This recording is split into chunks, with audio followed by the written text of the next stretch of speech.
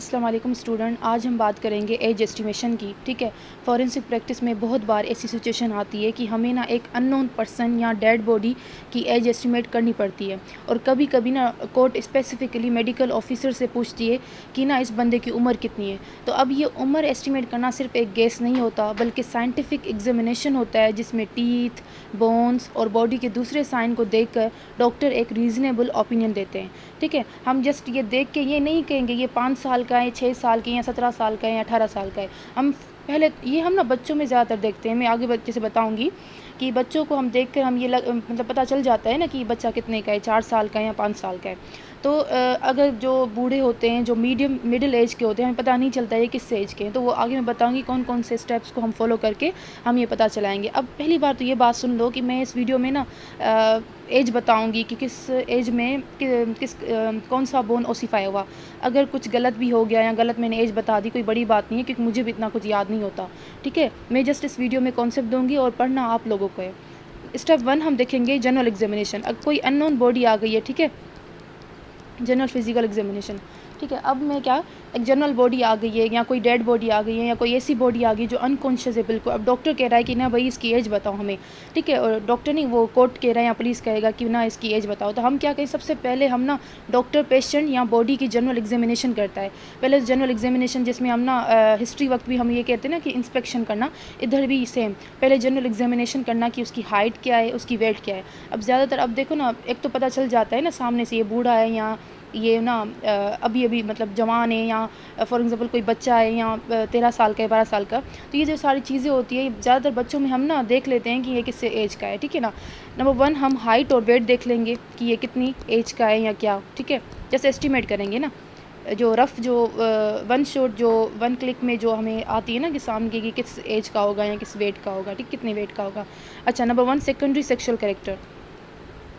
अच्छा, अब ये क्या होता है, जैसे प्यूबर्टी के वक्त, ठीक है, बॉयज़ के अलग साइन होते हैं, गर्ल्स के अलग साइन होते हैं। बॉयज़ की जैसे डीप वॉइस हो जाती है, हेयर की ग्रोथ हो जाती है, माउथ टेक हो जाती है। और गर्ल्स में जैसे ब्रेस्ट डेवलपमेंट, मेंस्ट्रुएशन स्टार्ट होती है। ये जो सब क्लूज़ होते हैं ना बंदे की, ये बताती है कि ना ये बंदा किस स्टेज में है। ठीक है, नंबर 3 स्किन और हेयर। अब ये क्या होता है, स्किन और हेयर, राइटिंग बहुत गंदी हो रही है। अच्छा, जैसे जैसे एज बढ़ती है ना तो स्किन में रिंकल्स आ जाते हैं, हेयर जो है ना ग्रे होने लगते हैं, लाइक ब्लैक से ग्रे होने लगते हैं। ठीक है, जैसे एज हमारी बढ़ती रहती है। अच्छा, आइज़ और नेल देखेंगे हम। अब हम यहाँ पे मैं एक वर्ड यूज़ करूँगी, अर्कसिनाइल्स। ठीक है, अर्कसिनाइल्स। यहाँ पे जो एज जैसे बढ़ती है ना तो अर्कसिनाइल आई में आता है। ठीक है, आफ्टर 50 ईयर एज। ठीक है, तो ये हमारी मैंने पढ़ाया था थेनेटोलॉजी में। ठीक है, वो थोड़ा देख लेना। और नेल्स भी थिक हो जाते हैं, ब्रिटल हो जाते हैं ओल्ड एज में ज़्यादातर। अच्छा, ये जो सब ना ये सब एक रफ़ एस्टिमेट देता है, लेकिन एक्यूरेसी के लिए हम नेक्स्ट स्टेप पे जाना पड़ता है। वो नेक्स्ट स्टेप हमारा कौन सा है, टीथ एग्जामिनेशन। Teeth examination. ठीक है, टीथ जो है ना फॉरेंसिक में बहुत ज़्यादा यूज़फुल होता है, क्योंकि दांत जल्दी डिस्ट्रॉय नहीं होते कभी भी। और बच्चे से लेकर बूढ़ी एज तक भी हर स्टेज में एक टिपिकल पैटर्न फॉलो करते हैं। लाइक ये बच्चों में ये टीथ होते हैं, बड़ों में ये टीथ होते हैं। अच्छा, वियर और टीयर होते हैं, तो बाद में जो बूढ़े होते हैं तो उन लोगों के टीथ जो है ना बहुत ज़्यादा वीक हो जाते हैं और ना वो टीयरिंग हो जाती हैं, तो हम ये पता चल जाता है हमें। अच्छा, मिल्क टीथ जैसे मैंने पहले बताया, वीडियो में सारी मेरी वीडियो बनी हुई है इस पर्सनल आइडेंटिफिकेशन में, मिल्क टीथ क्या होते हैं, कब बनते हैं, किस एज में कौन सा टीथ होता है। तो ये जैसा सारी चीज़ें होती हैं ना वो देख। अच्छा, जैसे मिल्क टीथ होते हैं ना 6 मंथ या 6 मंथ में ना आना स्टार्ट होते हैं, और 2.5 ईयर में ना लास्ट जो टीथ होता है हमारा वो स्टार्ट हो जाता है। ठीक है, कंप्लीट हो जाता है। अच्छा, परमानेंट टीथ जो होते हैं ना 6 साल के बाद आना शुरू होते हैं, और ना 17 से 25 साल में विजडम टीथ जो लास्ट होता है वो कंप्लीट हो जाता है। ठीक है, अच्छा, किसमें मिल्क टीथ जो होते हैं 6 मंथ से स्टार्ट होते हैं और 2.5 ईयर तक वो कंप्लीट हो जाते हैं। परमानेंट टीथ जो होते हैं ना 6 साल से स्टार्ट होते हैं और 70 to 25 ईयर तक वो कंप्लीट हो जाते हैं। ठीक है, तो अगर कोई चाइल्ड या अडल्ट एग्जामाइन हो रहा है तो टीथ का पैटर्न सबसे रिलायबल मेथड होता है। ठीक है, अच्छा, अडल्ट में जो अप टू 25 ईयर एज में हम एक मेथड यूज़ करते हैं, गस्टोफन मेथड, जो मैंने अभी एक वीडियो बड़ी बनाई हुई है इसके मुताबिक, इसके अकॉर्डिंग सारा वहाँ पे मैंने टॉपिक डिस्कस किया हुआ, जिसमें wear tear, root changes, transparency वगैरह ये जो सारी चीज़ें हैं, उसमें हम देख के कैसे एस्टिमेट करते हैं कि ना एक डेड बॉडी या एक बंदे की क्या उम्र होगी।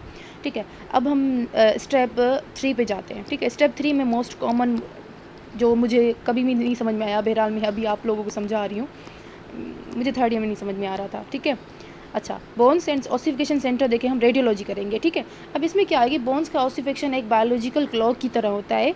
डॉक्टर एक्सरे करते हैं कि डॉक्टर एक्सरे करके देखते हैं कि ना किसी बोन का ऑसिफिकेशन सेंटर फ्यूज़ हुआ है या नहीं हुआ। यहाँ पे हम ऑसिफिकेशन सेंटर देखते हैं वो फ्यूज़ हुआ है या नहीं, मतलब अलग अलग एज में अलग अलग बोन फ्यूज़ होना स्टार्ट होते हैं। लाइक फॉर एग्जांपल कुछ एग्जांपल मैं दूंगी, ठीक है। यहाँ पे मुझे नहीं पता ये एज मुझे सही लग रही है नहीं, बहरहाल जितना मुझे याद है।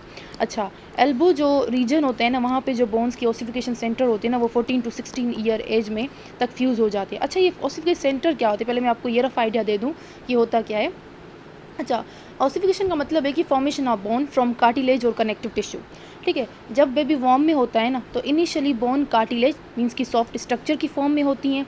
धीरे धीरे ये कार्टिलेज बोन में कन्वर्ट होती हैं। इस प्रोसेस को हम ऑसिफिकेशन कहते हैं। अच्छा, टाइप्स कौन से होते हैं? नंबर 1 इंट्रामेम्ब्रेनस ऑसिफिकेशन, ठीक है। नंबर 2 एंडोकॉन्ड्रल ऑसिफिकेशन, ठीक है। अच्छा, इंट्रामेम्ब्रेनस जो होती है ना, डायरेक्टली मेसेनकाइमल टिश्यू जो होती है ना, वो बोन्स में कन्वर्ट हो जाती हैं, जैसे फ्लैट बोन्स स्कल का हो गया, क्लेविकल का हो गया, ठीक है। अच्छा, एंडोकॉन्ड्रल ऑसिफिकेशन क्या होती है? कार्टिलेज पहले बनती हैं, फिर वो ना कार्टिलेज बोन में कन्वर्ट हो जाती हैं, ठीक है। जैसे long bone, femur, humerus, radius लगे वो, ठीक है। अच्छा, तो ना अब हम दूसरी बात करेंगे जिसमें ना ऑसिफिकेशन सेंटर्स होती हैं। ऑसिफिकेशन सेंटर क्या होता है कि ना, एक तो प्राइमरी ऑसिफिकेशन सेंटर, ठीक है, प्राइमरी, और ना दूसरी होती है सेकेंडरी ऑसिफिकेशन सेंटर। अब ये दोनों क्या है, दोनों में क्या फ़र्क है? प्राइमरी जो जहाँ से बोन बनना स्टार्ट होता है, मीन्स कि मैंने अभी कहा ना कि बच्चा जब वॉर्म में होता है तो वो पूरा कार्टिलेज का बना होता है। इसकी भी यार एक इम्पोर्टेंस है, क्योंकि कार्टिलेज का पूरा बना हुआ होता है ना, तो वहाँ पे एक सॉफ्ट सा स्ट्रक्चर होता है, तो ना वो सही से जो बेबी है वहाँ पे सही से मूव भी करेगा और उसकी ग्रोथ भी सही होगी। तो इस वजह से वो बिल्कुल पूरा का ना एक स्केलेटन पूरा सॉफ्ट बना हुआ होता है, बोन बिल्कुल भी नहीं होता, ठीक है। और सेकेंडरी ऑसिफिकेशन सेंटर जब जो कार्टिलेज से बोन स्टार्ट होती है तो हम उसे कहते हैं primary ossification centre. Secondary ossification centre जब ना बेबी पैदा हो जाता है उसके बाद जो सेकेंडरी ऑसिफिकेशन होती है, मैं अभी बताऊंगी ये क्या होती है, ठीक है। अब ना ये मैंने ना अलग अलग स्टेजेस की बोन बनाई हुई है, सही से देखें आप। ये जो है ना एम्ब्रियो है, ठीक है। नंबर 2 न्यू बोन है, नंबर 3 चाइल्ड है, नंबर 4 टीनेजर है, और नंबर 5 अडल्ट है, ठीक है। अब एम्ब्रियो क्या है? पूरा हाइलिन कार्टिलेज का बना हुआ है, बिल्कुल इसमें कोई बोन नहीं है। रेड जो है ना, ये बोन दिखा रही है, ठीक है। बोन बनना स्टार्ट होती है, वो मतलब रेड जो है कलर वो क्या दिखा रही है? बोन बनना, ठीक है। अब ये जो है ना सेंटर में जो डायफाइसिस की है उसमें ये क्या है कि एक ऑसिफिकेशन सेंटर है, जिसे हम प्राइमरी ऑसिफिकेशन सेंटर कहेंगे, जहाँ से बोन बनना स्टार्ट होगी, जहाँ से हड्डी बनना स्टार्ट होगी, डायफाइसिस मीन्स शाफ्ट में, ठीक है। थोड़ी थोड़ी सी बनी हुई है एम्ब्रियो में। न्यू बोन में क्या होगी कि शाफ्ट डायफाइसिस जो है ना बन चुकी होती है ना, लेकिन दोनों एंड्स एपिफाइसिस में अभी तक बोन नहीं बनी, वो बिल्कुल अभी तक कार्टिलेज है। मतलब अगर हम एक्सरे करेंगे ना, तो ये जो हमारा होगा ये वाइटिश होगा, और ये जो है ना हमारा ब्लैकिश होगा, ठीक है। अब एंड्स एपिफाइसिस में सेकेंडरी ऑसिफिकेशन आ गई है, इन दोनों में देखो सेकेंडरी ऑसिफिकेशन आ गई है, ठीक है। तो हम ये क्या कहेंगे? सेकेंडरी ऑसिफिकेशन है। जब एपिफाइसिस में बोन बनना स्टार्ट होती है उसे हम कहेंगे सेकेंडरी ऑसिफिकेशन सेंटर, ठीक है। अब ये जो है ना अभी ग्रोथ प्लेट बहुत है, इसमें अभी तक ये फ्यूज डायफाइसिस और एपिफाइसिस खुद से फ्यूज नहीं हुए, बहुत ज़्यादा गैप अभी है। उस गैप को हम ग्रोथ प्लेट कहते हैं, जो बोन को लेंथनिंग करती है, लेंथ में बड़ा करती है, जिसमें ना अभी हाइट बढ़ती है ना टीनेजर्स की, चाइल्ड और टीनेजर्स में जब तक आते हैं तो। अच्छा, टीनेजर में क्या होता है कि बोन, अच्छा, डायफाइसिस एपिफाइसिस दोनों डेवलप हो जाती हैं, ग्रोथ प्लेट अभी भी प्रेजेंट होती हैं यहाँ पर, ठीक है। और ना लेकिन इस वक्त ना ग्रोथ फास्ट चल रही होती है ना, प्यूबर्टी के टाइम ये जो ना ज़्यादा ग्रोथ होती है। अच्छा, अडल्ट जो बिल्कुल पूरी उसकी बॉडी बन गई है, बिल्कुल ग्रोथ प्लेट एपिफाइसिस कार्टिलेज जो होती है कम्प्लीटली ऑसिफाई होकर बोन से रिप्लेस हो जाती है। यहाँ पे देखें आप, थोड़ी सी बची हुई हैं, ठीक है ना। अब ना डायफाइसिस और एपिफाइसिस बिल्कुल फ्यूज़ हो गए हैं, बोन की फाइनल साइज़ बन गई है, जिससे अब ना बिल्कुल ग्रोथ बंद हो जाएगी। अच्छा, अब यार आप लोगों का यही सवाल होगा, मेरा भी यही सेम सवाल होता है कि ना अब ना एक्सरे से कैसे पता चलता है कि ना ये प्राइमरी ऑसिफिकेशन है, सेकेंडरी ऑसिफिकेशन है, और ना कैसे एज को हम एस्टिमेट करते हैं। वो क्या होता है कि ना न्यू बोन का अगर हम एक्सरे करेंगे ना, तो क्या होगा कि ना एक्सरे में शाफ्ट जो होगी ना, एक्सरे में वाइट होगी और ओपेक लाइन की तरह होगी, जैसे कि ना वो बोन वहाँ पर बन चुकी होती है। यहाँ पर सेंटर में बिल्कुल वाइट और ओपेक नज़र आएगी, लेकिन एंड्स जो होंगी ना, एपिफाइसिस जो एंड होंगी, वो हमारी ट्रांसपेरेंट होंगी या बिल्कुल ब्लैक होंगी, ठीक है, क्योंकि अभी वो कार्टिलेज है, अभी तक वो बोन नहीं आया। सेकेंडरी ओसिफिकेशन में क्या होगा, चाइल्ड जब 1-2 साल का होता है तो एपिफाइसिस में छोटी छोटी वाइट स्पॉट्स नज़र आते हैं, ये होती हैं सेकेंडरी ओसिफिकेशन सेंटर्स होते हैं। हर बोन को अपनी टाइम टेबल के मुताबिक सेंटर्स अपीयर करते हैं, वो आप बुक में देख लेना, बहुत ज़्यादा सेंटर्स है, बहुत ज़्यादा टाइम लाइन है, पर मोस्ट फेमस जो बोन्स होती हैं लाइक फीमर हो गया, एमरस हो गया, ये जो होती है ना वो ज़्यादातर कॉमन सवाल है और कॉमन क्वेश्चन भी पूछे जाते हैं ABCQs में, ठीक है, फॉरेंसिक में, तो थोड़ी ये एज याद कर लेना उन लोगों की। अच्छा, एक्सरे में डायफाइसिस और एपिफाइसिस के बीच में एक डार्क रेडियोल्यूसेंट गैप होता है, ये कार्टिलेज का होता है। जब ये लाइन क्लियरली दिख रही हो ना, मतलब बंदा ना अभी ग्रो कर रहा है, चाइल्ड टीनेजर में, जो हमने ना ये इसकी बात की थी, जो अभी टीनेजर एज में अभी वो ग्रोथ प्लेट मौजूद है, बिल्कुल डायफाइसिस एपिफाइसिस खुद में फ्यूज़ नहीं हुए, ठीक है, ओके।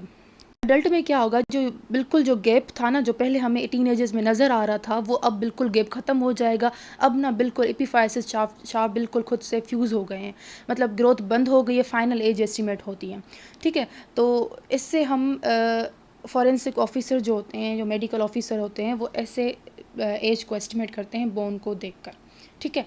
अब हम दूसरी बात की बात करेंगे, नेक्स्ट स्टेप की। अब ना मैं थोड़े अलग अलग बोन बताऊंगी, अलग अलग उसकी एज बताऊंगी, कब उसके फ्यूज़ होते हैं, ठीक है। एल्बो जो रीजन का जो बोन होते हैं वो हमारे फ्यूज़ होते हैं कब, 14 to 16 ईयर एज में। अलग अलग बोन की अलग अलग टाइम टेबल स्केड्यूल है फ्यूजन का। रिस्ट बोन जो होती है वो हमारी ना जो अडल्ट होते हैं, ठीक है, उसमें बिल्कुल उसलिए यूज़फुल होती है। रिस्ट जो होती है ना, उस रिस्ट बोन अडल्ट के लिए यूज़फुल होती है, एक्सरे जो उसका होता है। क्लेविकल मीडियल एंड जो है सबसे लेट फ्यूज़ होता है, ये BCQs में बता रही हूँ। क्लेविकल जो उसका मीडियल एंड होता है वो सबसे लेट फ्यूज़ होता है अराउंड 22-25 ईयर एज में, ठीक है। स्कल जो सूचर्स होते हैं वो 30 ईयर के बाद क्लोज होना शुरू होते हैं, ठीक है। प्यूबिक सिम्फाइसिस और स्टर्नम जो होती है ना, मिडिल और ओल्डर एज में अच्छा क्लूज़ देते हैं यहाँ पे, ठीक है। इस तरह से ओसिफिकेशन का पैटर्न से एक साइंटिफिक एज एस्टिमेशन होती है और ये मेडिको लीगल प्रैक्टिस में सबसे ज़्यादा एक्सेप्ट किया जाता होता है, ठीक है। तो अब ना हम दूसरे बात, अच्छा, अगर ना ये कभी कभी होता है कि ना हम ना ओल्ड एज में जब टीथ और बोन से ना रिलायबल नहीं रहते हैं, कि ओल्ड एज हो जाती है ना, बहुत ज़्यादा वियरिंग टीयरिंग हो जाती है, तो हमें पता नहीं चलता ये इस बंदे की क्या एज होगी। 25 ईयर तक तो बंदे की पता चल जाती है, 30 ईयर तक भी चलो बंदा चल सकती है पता। वही ना ओल्ड एज में जो होती है ना, ज़्यादातर 15 ईयर अबो जो होती है ना, उससे हम ना तो डॉक्टर क्या करते हैं, सपोर्टिव साइन देखते हैं, लाइक जैसे कि स्किन इलास्टिसिटी हो गई, ठीक है, स्किन इलास्टिसिटी हो गई और हेयर वाइटनिंग हो गए, ठीक है, और आई चेंजेस हो गए हैं, जैसे हमने ना अर्कस सिनाइल की बात की जो अबव 50 ईयर के बाद होती है, और नेल्स का थिक होना भी ना ज़्यादातर 50 ईयर के बाद होता है। ये सब अप्रॉक्सीमेट आइडिया देते हैं, ठीक है। अब ये कि ना इस सब का मेडिको लीगल इम्पोर्टेंस क्या है इन सब की, तो ये देखो, first for the criminal responsibility, ठीक है। अगर लेस देन 7 ईयर एज है उसकी, ठीक है, तो वो चाइल्ड बिल्कुल क्रिमिनली लायबल नहीं होता, बिल्कुल वो क्राइम नहीं कर सकता, ठीक है। 7 से जो 12 ईयर एज होती है वो पार्शियल रिस्पॉन्सिबल है क्राइम का, मेच्योरिटी पे डिपेंड करता है, ठीक है। 12 ईयर एज में बिल्कुल वो फुल क्रिमिनल लिएबिलिटी होती है। अच्छा, मैरिज केसेस में क्या होता है कि लॉ के मुताबिक पाकिस्तान में मेल की जो मिनिमम एज होगी 18 ईयर होगी और फीमेल की जो 16 ईयर एज होगी, ठीक है, तो उससे वो बंदा मैरिज शादी कर सकता है उस एज में, ठीक है। अच्छा, एम्प्लॉयमेंट लेबर लाइक जैसे लेस देन 14 ईयर एज जो होती है चाइल्ड जो है ना प्रोहिबिटेड होती हैं लेबर, जो काम पे बिल्कुल मतलब ना एक क्राइम है समझो। अगर लेस देन 14 ईयर चाइल्ड और वो काम कर रहा है तो वो बिल्कुल क्राइम है। अच्छा, consent, valid consent for the surgery और लाइक कॉन्ट्रैक्ट जैसे होता है वो ग्रेटर देन 18 ईयर एज हो तभी वो बंदा दे सकता है, वरना उससे जो लेस हो ना वो कंसेंट वगैरह कॉन्ट्रैक्ट वगैरह साइन नहीं कर सकता। अच्छा, जुडिशल जो पनिशमेंट होती है या जुवेनाइल जस्टिस होता है, तो जुवेनाइल के अलग अलग ट्रीट किया जाता है ना, अलग अलग पनिशमेंट होती हैं, पनिशमेंट माइल्ड भी होती है बच्चों के लिए या मॉडरेट सीवियर वगैरह, ठीक है। अच्छा, आइडेंटिफिकेशन जो अननोन बॉडीज़ की होती है like mass disaster, most common यार, मास डिसास्टर में, वॉर में या एक्सीडेंट सिचुएशन में बॉडी की एज एस्टिमेट करना आईडी के लिए हेल्पफुल होता है। उसका डेथ सर्टिफिकेट सब चीज़ें हमें ना बनानी पड़ती है, तो उस सब के लिए हमें ना ये ज़रूरी होता है उसकी एज एस्टिमेट करना, ठीक है। तो ये पूरा था, मेडिको लीगल इंपॉर्टेंस बहुत ज़्यादा है। तो एक तो मेडिको लीगल ऑफिसर का ओपिनियन भी डिसाइड होता है कि ना ये कोई इंसान जुवेनाइल है या अडल्ट है, तो उसकी कंसेंट वैलिड है या नहीं और वो लीगली रिस्पॉन्सिबल है या नहीं। तो ये जो सारी थी ना मेडिको लीगल इंपॉर्टेंस थी और बहुत ज़्यादा अवेलेबल अभी तक, ये आप लोग समझो आपके लिए और हमारी लेवल के लिए यही काफ़ी है, तो ठीक है।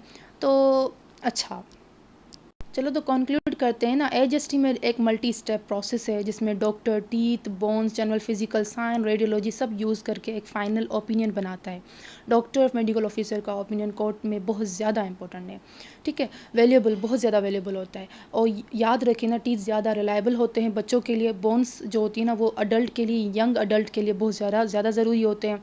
और ओल्ड एज में सपोर्टिव साइन जो होती है ना, जैसे हमने इलास्टिसिटी, स्किन की कई, हेयर्स का वाइटनिंग होना, और सीनाइल जैसे आइज़ वाला जो मैंने बताया था ग्रेटर 15 ईयर एज में होता है, और टीथ का थिक होना, ये जो सारी चीज़ें होती है वो ओल्ड एज में ना सपोर्टिव साइन हेल्प करते हैं, ठीक है। और ज़्यादातर जो टीथ जो होती है ना वो ज़्यादा अडल्ट में या जैसे यंग अडल्ट के लिए बहुत ज़्यादा इंपॉर्टेंट होते हैं। अल्लाह हाफ़िज़, मिलते हैं नेक्स्ट वीडियो में।